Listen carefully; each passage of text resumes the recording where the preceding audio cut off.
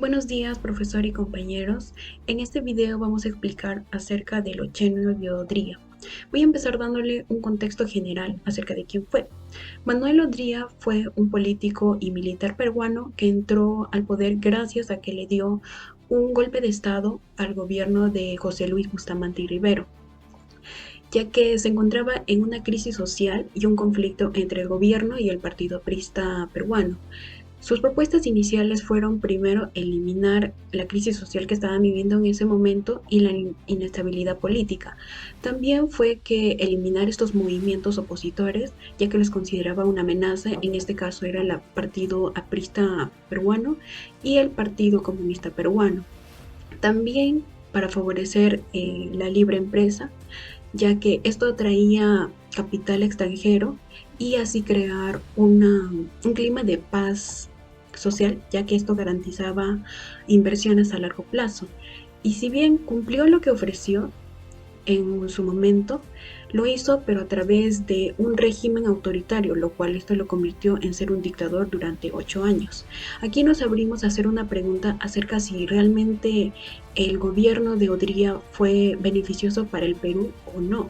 Nuestra posición acerca de esta pregunta es en contra, y a continuación vamos a mostrarles diferentes puntos de vista que justifiquen nuestra respuesta. Bien, como ya mencionó mi compañera, el Perú estaba atravesando etapas de grandes cambios. Y en ese punto quiero enfocarme más lo que es en el aspecto político.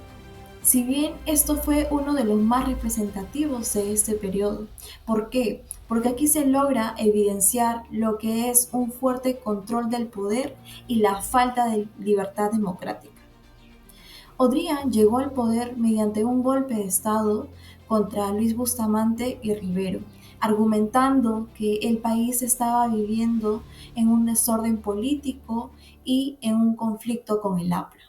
Una vez que él llegó al poder, lo que él hizo es imponer el Congreso o disolverlo, así como también llegó a prohibir lo que son los partidos políticos y a perseguir a los opositores, especialmente a los apristas, quienes ellos fueron encarcelados o enviados al exilio. El gobierno o el régimen también llegó a controlar lo que son los medios de comunicación, llegó a imponer lo que son las censuras y a organizar elecciones sin verdadera competencia, lo que esto le llevó a permitir, o mejor dicho, a no tener ningún problema al estar en el poder. A pesar de estas restricciones que él colocó, el gobierno buscó ganar más apoyo popular con su siguiente lema. El siguiente lema es hechos y no palabras. Con esto llegó a establecer lo que son los programas sociales para así él también mostrar lo que es eficiencia. En resumen, el aspecto político del gobierno de Odría entonces mostró orden y estabilidad, es decir, hubo autoritarismo. ¿Pero a costa de qué? De la libertad y democracia. Fue un gobierno fuerte, pero cerrado a lo que era la participación ciudadana. Por eso se le considera que fue un régimen autoritario, como ya se le había mencionado, que priorizó lo que era el control político sobre los derechos y la expresión del pueblo. Desde una perspectiva económica, el oncenio de Manuel Odría no puede considerarse como una etapa donde verdaderamente se haya beneficiado al Perú, ya que se optó por un modelo liberal donde se priorizó el libre comercio y la inversión externa. Es decir, aunque su gobierno impulsó una política de modernización y de desarrollo visible, los resultados fueron superficiales, siendo sostenidos por una base económica dependiente del capital extranjero y a su vez de un endeudamiento que empezaba a crecer. Y si bien se realizó grandes obras públicas como la creación de la carretera central, puentes y rutas que conectaban tanto la costa, la sierra y la selva, y llegaron a ser presentadas como símbolos de progreso y de desarrollo a nivel nacional, estas a su vez fueron financiadas en la mayoría por préstamos externos, logrando así mucha más carga económica a los gobiernos posteriores.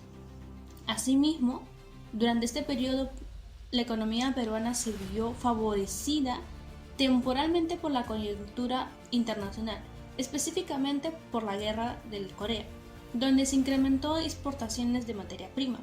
Este auge dio la impresión de prosperidad y estabilidad, pero fue pasajero, y debido a que no se acompañó de políticas que promovieron la diversificación productiva ni un fortalecimiento en el mercado interno.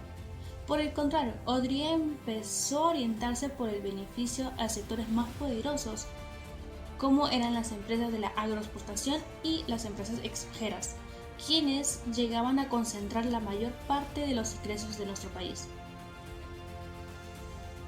Por otro lado, en el aspecto social, durante el gobierno de Odría, estaba caracterizado por el lema salud, educación y empleo. Habitualmente en sus discursos se caracterizaba por su frase hechos y no palabras, como ya mencionaron anteriormente. Esto se traducía en las acciones del gobierno en la construcción de edificaciones públicas, principalmente enfocadas en colegios y hospitales, no solo en las zonas céntricas o centrales de nuestro país, sino también en la construcción en las zonas rurales o alejadas del país. Esto solamente era para satisfacer las necesidades y brindar una mayor accesibilidad a servicios básicos para la gente del pueblo, considerándolo una acción populista dentro de todo. Sin embargo, no se le dio la debida importancia o no se gestionó de la mejor manera, puesto que la gente del pueblo aún sentía que sus necesidades no estaban siendo cubiertas, lo cual llevó a que sintieran que si se irían a las zonas céntricas tendrían trabajo, una educación y una mejor vida, la cual sería la que ellos esperaban, una vida de calidad. Lo cual esto trajo consigo el fenómeno de las masivas migraciones dentro de las zonas céntricas del país. Esto fue aprovechado por Odría para aplicar su política asistencialista, la cual solo se basaba en lo mismo que estaba consiguiendo con sus hechos y no palabras, que era brindar estos accesos a las demás personas, dentro de las cuales en estas acciones se destacaban la construcción de los barrios obreros, que eran construcciones o proyectos de urbanización para darles un hogar a estas personas y que no estén de alguna u otra manera tan desordenada la zona en donde estaban ellos habitando o invadiendo. En este momento también se construyó lo que es el Hospital del Empleado, yendo de la par con la creación del Seguro Social del Empleado en 1948. Asimismo, también se enfocó, como ya había dicho anteriormente, en lo que es la educación. Mejoró las opciones que había en el Ministerio de Educación, tanto en edificaciones como en los planes de educación que se iban a administrar en los colegios. Asimismo, también autorizó el voto femenino, que en este caso era un enfoque en una población objetivo que no había sido contada hasta ese momento, generando también que ahora tenga una mayor aprobación por parte del pueblo, asegurando de esta manera su permanencia en el poder.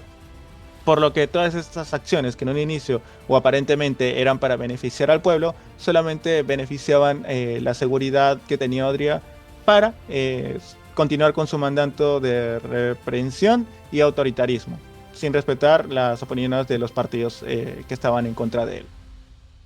En conclusión, aunque el oncenio de Odría es recordado por las grandes obras públicas y la modernización económica que impulsó, no puede considerarse una etapa que realmente benefició al Perú.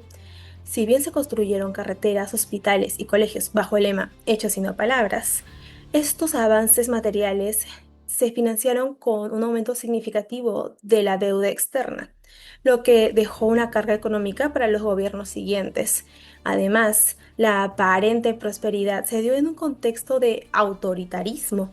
Odría llegó al poder mediante un golpe de Estado y terminó reprimiendo a sus opositores políticos, censurando la prensa y aprobando leyes como la de seguridad interior, que legalizaban la persecución del APRA y del Partido Comunista.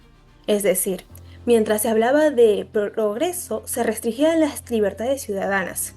En el aspecto social, las políticas existencialistas y el voto femenino, más que ir por un voto sincero, funcionaron como estrategia para mantener el apoyo popular.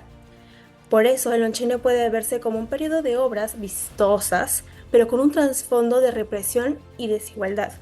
En síntesis, no fue un verdadero beneficio para el país, fue una etapa donde el desarrollo material se impuso sobre la democracia y la justicia social.